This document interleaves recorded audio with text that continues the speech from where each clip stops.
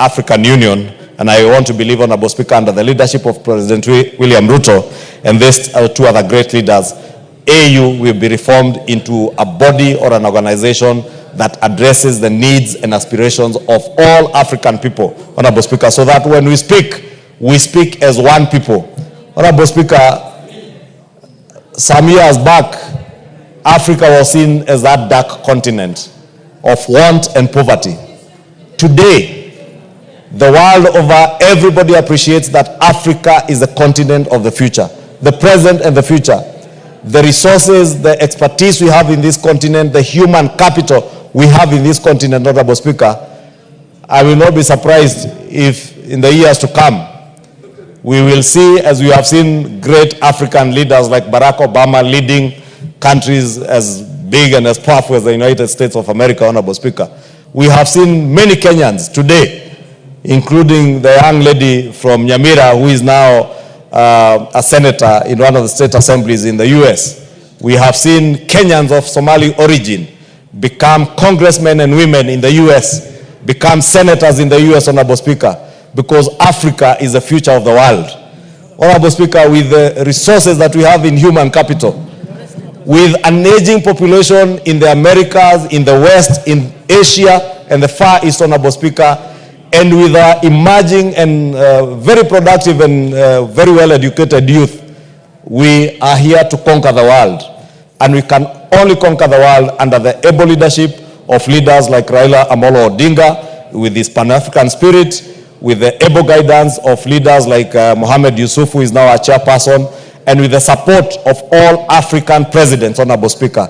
And we must respect these presidents, Honorable Speaker. And in conclusion, Honorable Speaker, as I move this motion and ask the leader of minority to second, allow me also to use this opportunity to express the disgust of this House on the actions and the words of one of us, the member for Juja, the Honorable Koimburi. And Honorable Speaker, as much as the police have taken action, and I do hope they will be able to charge the member for Juja, Honorable Speaker, even within our own standing orders, we have put it that you cannot disparage or even discuss a foreign president, especially a president of a foreign country. For the member for Juja to have uttered the unfortunate and careless words that he uttered over the weekend. And shamelessly, Honorable Speaker, in a church, on a pulpit, saying that other African leaders were being bribed, Honorable Speaker. The member for Juja should know that Prime Minister Raila Odinga did not run for chairmanship of AU under the instigation of William Ruto. Prime Minister Raila Odinga chose to run as chairperson of AUC, of the African Union Commission, on his own volition, because he is a Kenyan and an African statesman who deserved that position. President William Ruto did not choose to support Prime Minister Raila Odinga because he was his competitor in the last elections, or because they have served in ODM together. You know, President William Ruto is a founder member of ODM. He chose to support Prime Minister Raila Odinga as a deserving Kenyan and African statesman. The presidents, many presidents who voted for Raila Odinga to be chairperson, did not do it at the instigation or because they were influenced by anybody. Honorable Speaker, we must at the same time express our disgust by the actions of this member of parliament who claimed that the Republic of Kenya had spent 13 billion shillings. From where? Money that we have not appropriated, Honorable Speaker. But you know, Honorable Speaker, there are some of these members of parliament who sit here. Unfortunately, this member is even never in the house. So he doesn't even understand how money is appropriated. He's probably in a police station now. I don't know where he is and I don't care.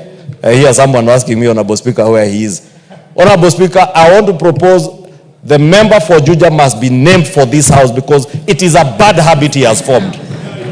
A very bad habit. You will recall last year, The same member, when members voted for the finance bill, Yes. he claimed that they were being paid, I think, 200,000 shillings to vote for the finance bill. This 2 million shillings. 2 million shillings. He came here, stood there and apologized, Honorable Speaker. In the House, out of our own magnanimity, we chose to forgive him. Yes. Now he's repeating. When the impeachment motion came, he then went again to claim in some funeral somewhere where, you know, he's fond of following some other man there in funerals. He went to some funeral and claimed that members again were paid during the impeachment motion. Over 280 members, 282 members who voted in the impeachment motion, he claimed they were being paid. And he mentions figures from his head. And I see the person he follows in funerals repeating the same things. And that's how you know birds of a feather flock together. Honorable Speaker, now he has moved from members of parliament on the finance bill, impeachment motion, to heads of state of friendly countries. We cannot and we must not allow that kind of habit to take root in this house, and we must take action. And I want to invite us. Somebody must move a motion, or should move a motion, to name this member. Yes. So that tomorrow, this is what makes this house, Honorable Speaker, be treated with a lot of contempt and indignity, because of the things that we say, not now of just our house. We have taken it outside to speak, say disparaging things about our country, disparaging things about presidents and heads of state and nations of other friendly nations, friends of Kenya, Honorable Speaker. How do you think those friends of ours who supported Prime Minister Raila Odinga would feel if they heard that their heads of state were being paid to vote? You know, Honorable Speaker, it is so annoying. I want to end it there, but we must name this member. We must. Because if we don't, he will make it a habit. Tomorrow, he will make all manner of allegations against any one of us here or against the president. And you know, because they have made it a sport to move around the country in funerals, insulting the president. And I hear they call themselves, I heard themselves calling them itungati. Honorable Speaker, itungati in French means people who have given themselves, heroes who have given themselves their time, their resources, their time and energy for the sake of the nation. But if you find yourself following a man in funerals and wherever you follow that man and calling yourself itungati, you are not a itungati, you are a slave to a man. Those who are following, those who are slaves, they are not itungatis. And lost slaves who are now disparaging heads of nations of Africa. Shame on them, Honorable Speaker. I beg to move and request the leader of minority, the Honorable Junet Mohammed, my good friend, to second this motion to appreciate the government of Kenya, His Excellency the President, His Excellency, former Prime Minister